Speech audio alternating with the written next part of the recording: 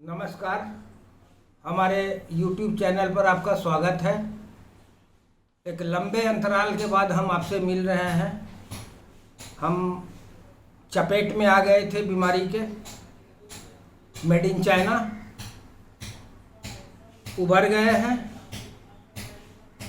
एक चीज़ के लिए आप लोगों से क्षमा मांगना चाहते हैं कि पिछली वीडियो में जब हमको हल्का चपेट आया था तो उस समय एक हमने वीडियो डाला था और हमने अपने बीमारी के बारे में बोला था, तो बहुत सारे लोगों ने हमको मैसेज किया है। हम किन्हीं का जवाब नहीं दे सके हैं, वो सबों का हम जवाब देंगे।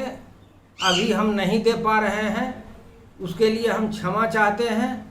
आप लोगों की दुआ के वजह से ही आज हम खड़ा हैं और आप लोगों का प्यार जिसके साथ रहेगा दुनिया का कोई ताकत नहीं मार सकता है, ये हमारा मानना है। क्योंकि कृष्ण को पूतना का जहर मार नहीं सका था, इसलिए कि शुभेच्छा कृष्ण के साथ थी लोगों की, तो हमको कुछ नहीं कर सकेगा मेड इन चाइना।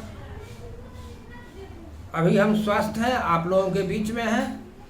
आज हम बहुत ही कंट्रोवर्शियल सब्जेक्ट पर वीडियो बनाने जा रहे हैं। हमारे एक सब्सक्राइबर हैं, व्यूअर हैं, फैन हैं, सन्नी पठानिया जी।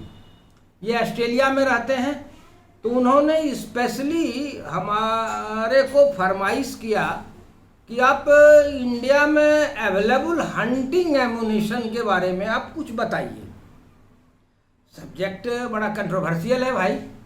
भारत में शिकार की बात करना मतलब कि ISIS का जो है सो मेंबर बनना, ये हालत अभी हो गया है।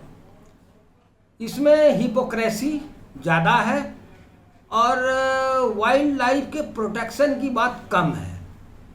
वाइल्ड लाइफ को यहाँ का जो एलीट क्लास है उसने पिकनिक करने का एक बड़ा ऐसा स्पॉट बना दिया है। उसको कोई मतलब नहीं है एलीट क्लास को जल जंगल जमीन से।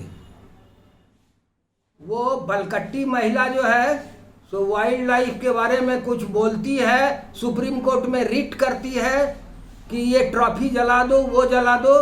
अरे सुप्रीम कोर्ट में जो इतना मेहनत करते हो, रिट करते हो कि नवाब साहब का ट्रॉफी जला दो, उससे अच्छा, उससे हल्का मेहनत में हस्बैंड के साथ करो, अपने बाल बच्चा के साथ करो तो अच्छा रहेगा। हस्बैंड रात को दारू पी के सो रहता है, तुम्हारा बाल बच्चा जो है सो नाइट क्लब में हशीश दारू गांजा पी करके इधर उधर नाचता है। अरे उसको देखो, नवाब साहब के ट्रॉफी को जलाने के लिए सुप्रीम कोर्ट में मत जाओ और ना किसी दूसरे को सलाह दो, उपदेश दो कि तुम रेप केस कर दो।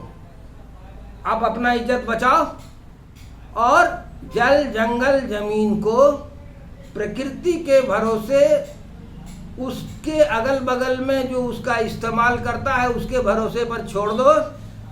अंग्रेजों की मध्यकालीन दास्ता वाली जो मेंटेलिटी है जल जंगल जमीन के प्रति, कभी नहीं भारत का जल जंगल जमीन सुरक्षित रहेगा। इसका एक उदाहरण आपको हम देते हैं। सलमान खान हरिन मारा, सब जानते हैं। नवाब पटौदी दुर्लभ खरगोश मार दिए, सब जानते हैं। रंधावा साहब जो वर्ल्ड के महान गोल्फर हैं, वो एक तो जो है सो कोई अकड़ी बकड़ी मारे या नहीं मारे पता नहीं, सब जानते हैं। तीनों को बेइज्जत किया गया थाना में बैठा करके, मुकदमा चला। एक तो बेचारे दुनिया से चले गए।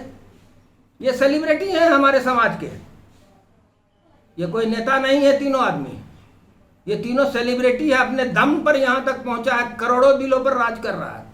आपने इसको बेइज्जत किया। लेकिन सरिस्का के जंगल से बाघ वंश का सफाया कर देने वाला एक पोचर, एक क्रिमिनल का नाम आप लोग नहीं जानते होंगे तो जान लीजिए, उसका नाम था रामकरण।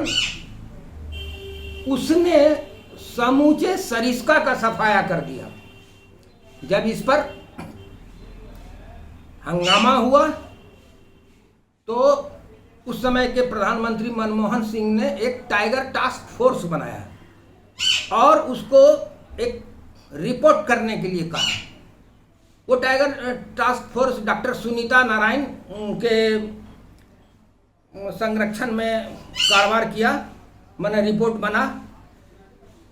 ये रिपोर्ट का नाम था ज्वाइनिंग द डॉट्स, जो प्रधानमंत्री के पास में गया। उसमें पूरा पोल खोला गया कि कैसे आदिवासी को, गंगा किनारे रहने वाले मछुआरों को किस तरह से ये मध्ययुगीन दास्ता वाले लोग शोषण करते हैं। उसी का रिएक्शन मैन एनिमल कन्फ्लिक्ट के रूप में आया।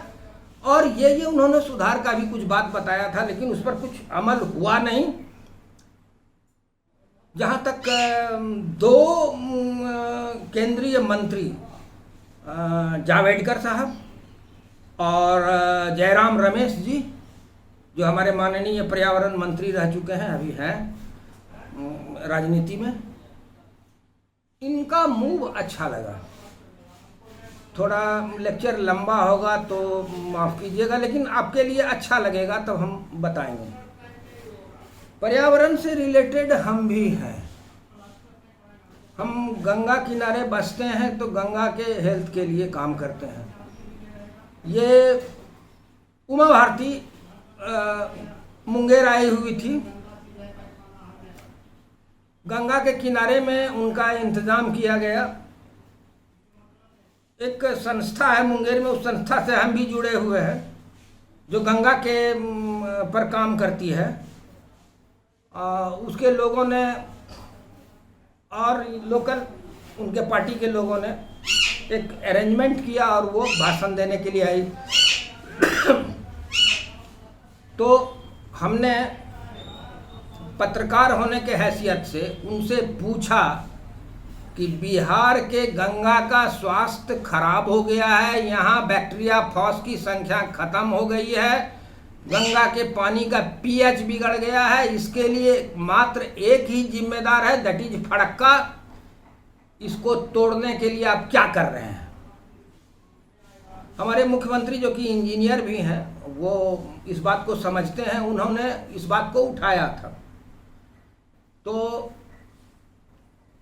उमा भारती जी ने, माननीय उमा भारती जी ने अपने भाषण में, पूरे भाषण में 10 मिनट तक हमारा मजाक उड़ाया। और उस मजाक उड़ाने में ये जो हमारी संस्था है, जो गंगा के हेल्थ के लिए काम करती है, उसके सदस्य भी थे। वो लोग तो फूले माला चढ़ा दिया। और लोकल उनके पार्टी का जो है मुछुट भैया नेता सब है, वो लोग भी शामिल था ताली बजाने में। बेवकूफ़ को पता नहीं है क्या किया जाए। भारत तो भीड़ का जगह है, यहाँ कैट हो आदमी पढ़े लिखे हैं, बीए पास कर जाने से पढ़ा लिखा नहीं होता है। यह मामला उमा भारती से और हमारी जो तलखी हुई ड्यूरिंग प्रेस कॉन्फ्रेंस, ये डॉक्टर सुनीता नारायण को मालूम हुआ। और उन्होंने एक सम यादव नाम की उनकी एक पत्रकार थी और एक नौजवान लड़का फोटोग्राफर था, उनको भेज दिया कि भाई तुम बिहार के गंगा का सर्वे कर लो, गड़बड़ी का कारण क्या है। वो हमसे मिले, हमने उनको सब जगह मिलाया। भाई हम बाबा आमटे के साथ साइकिल चलाए हुए हैं, हम हिपोक्रेट नहीं हैं और हम बलकट्टी महिला से संबंधित भी नहीं है, और न टीवी पर हम बाघ नहीं तो हम नहीं बकते हैं, साइलेंटली हम काम करते हैं। तो वो आई और यहाँ से हम उनको कहलगांव वगैरह ले गए। उस समय में हमारे संबंधी उन्हीं के पार्टी, उमा भारती जी के पार्टी के ही केंद्र में कद्दावर मंत्री थे, उनके घर पर भी उनके पत्रकार को ले गए और चाय नाश्ता वगैरह करवाया। उसके बाद हम कहलगांव से आगे दूसरे पत्रकार को हैंड ओवर कर दिया। वो उनको फड़क्का तक, कुमार कृष्णन जी थे पत्रकार, वो उनको फड़क्का तक का समूचा एक लंबा चौड़ा विस्तृत रिपोर्ट बनाया। लाखों रुपया उन्होंने डॉक्टर सुनीता नारायण ने खर्च किया था उस रिपोर्ट को तैयार करने में, और उनके मैगजीन में छपा। और मैडम उमा भारती की भद्द पिट गई। खैर छोड़िए, अरे हम थोड़ा भाग जा रहे हैं बीमारी की वजह से। आज का सब्जेक्ट है आपको हंटिंग एमुनिशन। ये हम तो पहले बोल चुके हैं, हम अपने बाहर के दोस्त के लिए माने फैन के लिए कर रहे हैं। तो हमारे पास में एक इंडियन ऑर्डिनेंस फैक्ट्री का चार्ट है, इंडियन ऑर्डिनेंस फैक्ट्री का, जिसमें रिकमेंड किया गया है कि किस जानवर पर बंदूक का कौन गोली चलाइएगा। ये पहले हम जो रिकमेंडेशन है इंडियन ऑर्डिनेंस फैक्ट्री का वो आपको हम पढ़ के सुना देते हैं, देन अपना अनुभव बताएंगे। ये एलजी स्लग टाइगर पर चलाने के लिए कहते हैं, सांभर पर चलाने के लिए एसजी और एलजी एमजी कहते हैं। एलजी का मतलब होता है लॉन्ग ग्राफ, एमजी का मतलब होता है मीडियम ग्राफ। रैबिट जो जंगल में लंबा टांग वाला रहता है उस पर चलाने के लिए ये रिकमेंड करते हैं 6.5 नंबर का छर्रा। गीदड़ वगैरह सियार वगैरह को मारने के लिए ये रिकमेंड करते हैं 5 नंबर का छर्रा। छोटा वाला जो हेयर होता है उसको मारने के लिए ये रिकमेंड करते हैं 4 नंबर और 5 नंबर। जंगल में ये पानी में जो बत्तख रहता है उसको मारने के लिए ये रिकमेंड करते हैं 1 से लेकर के और नहीं सॉरी 3 से लेके 4 नंबर तक रिकमेंड करते हैं। और जो छोटा जिसको ये पिजेंट या पिजन जिसको हमारे एरिया में नहीं होता है उसके लिए ये रिकमेंड करते हैं 5.5 नंबर से 5 नंबर। और जनरल अंडुक पंडुक के लिए 9 नंबर से लेकर के 7 नंबर तक। ये इंडियन ऑर्डिनेंस फैक्ट्री का रिकमेंडेशन है। अब हम आपको बता दें अपना एक्सपीरियंस। 70 के बाद से हमने जंगल को बाय बाय कर दिया। कुछ अरुचि हो गई, कुछ ऐसी अलौकिक घटना घट गई, इसके चलते हम शिकार को बाय बाय कर दिया। टारगेट शूटिंग में आ गए और फिर इधर हमारा एक अपना लंबा चौड़ा कैरियर अब तक चल रहा है। एक चीज आपको बता दें कि एलजी का रिकमेंडेशन, एलजी के हम खिलाफ हैं। एलजी 15 से 20 गज के अंदर में आप चलाएंगे तो कामयाब रहेगा, अदरवाइज एलजी होपलेस है। ये इसको हम रिकमेंड नहीं करते हैं। आप जानवर के शिकार में स्लग चलाइए। स्लग का हमारे पास में सैंपल होगा। ये स्लग है, राइफल स्लग है, ये चलाइए। और ये एलजी का ये डेड एमुनेशन है, जर्मनी का है डेड एमुनेशन। इसको हम कलेक्शन के लिए रखे हुए हैं। ये 15 से 20 गज मैक्सिमम तक आप चलाइए, लेकिन इसके बाद आपको रिपीट शॉट देना होगा। शिकार में झूठ बहुत ज़्यादा लोग बोलते हैं, अजीब अजीब बात करते हैं। जो प्रैक्टिकल बात है हम वो आपको बता रहे हैं। ये बड़े जानवर के लिए आप स्लग चलाइए, स्पेरिकल बॉल चलाइए, स्पेरिकल बॉल चलाइए। ये स्पेरिकल बॉल है, ये चलाइए और दूसरा कुछ नहीं चलाइए। ये जो इंडियन ऑर्डिनेंस फैक्ट्री का डाटा है ये है फ्लाइंग शॉट का, विंग शूटिंग का। इस डाटा पर आप भरोसा ना करें। ये अगर यदि 5 नंबर बोलता है तो आप 4 नंबर चलाएं, 4 नंबर बोलता है तो आप 3 नंबर चलाएं, सिटिंग पोजीशन में, स्टैटिक पोजीशन में। फ्लाइंग शॉट में आप अगर यदि 1 नंबर बढ़ा के भी चलाइएगा, मान लिया 6 नंबर रिकमेंड किया है, आप 7 नंबर चलाते हैं, वो ज़्यादा बेटर है। क्योंकि फ्लाइंग शॉट में एक शॉट भी लगता है तो ड्रॉप कर जाता है। ये तो बंदूक की बात हो गई। अब राइफल में आइए। राइफल में हमारा 2 बोर पसंदीदा रहा है जब हम शिकार खेलते थे। एक 416 डबल बैरल, दूसरा 375 मैग्नम। साको बोफोर्स कंपनी का हमारे पास में था, उसको हमने अपने संबंधी को दान कर दिया। जब शिकार छोड़ दिया तो सब हटा दिया। 416 भी दान कर दिया, जिस आदमी को दिया वो आदमी भी मर गया, वो कहीं पड़ा हुआ है डबल बैरल। तो 416 से भालू पर अटेम्प्ट लेते थे, लेकिन भालू पर 416 भी कामयाब नहीं रहता था।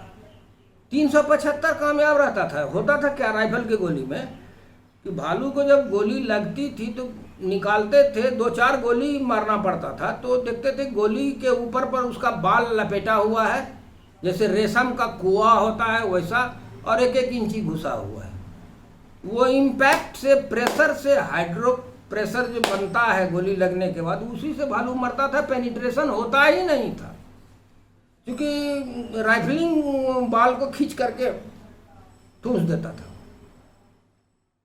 सांभर वगैरह तो राइफल स्लग से गिर जाता था। सुअर वगैरह भी स्लग चलाते थे।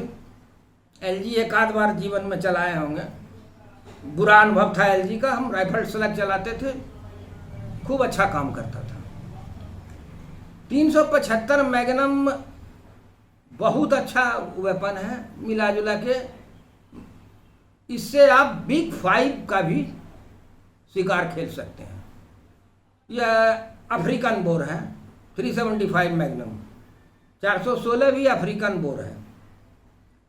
तो हम समझते हैं कि राइफल के बारे में बता दिए, बंदूक के बारे में बता दिए। कुछ वीडियो लंबा हो रहा है तो, और अस्वस्थ भी हैं हम।